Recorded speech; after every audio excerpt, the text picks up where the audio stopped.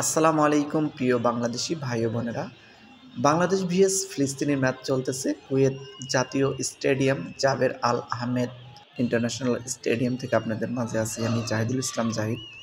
খুবই গুরুত্বপূর্ণ একটি ম্যাচ চলতেছে, ফিফা বিশ্বকাপ বাছাই পর্ব বাংলাদেশ ভিএস ফিলিস্তিনি ম্যাচ চলতেছে। দুঃখজনক হলেও সত্য, বাংলাদেশ অলরেডি অনেকটাই পিছিয়ে গেছে, 5-0 গোলে পিছিয়ে গেছে। তারপরও বাংলাদেশকে সাপোর্ট দেওয়ার জন্য হাজার হাজার প্রিয় কুয়েত প্রবাসীরা এসে উপস্থিত হয়েছেন।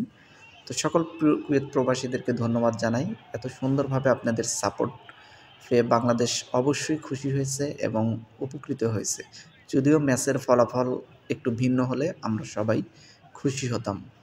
আশা করি পরবর্তী ম্যাচগুলো বাংলাদেশ ঘুরে দাঁড়াবে। আসলে বাংলাদেশের ফুটবল খেলার মান ফিলিস্তিনির তুলনায় অনেকটাই কম। তাদের কাছে আসলে খুবই বাজেভাবে ধরাশায়ী হয়েছে।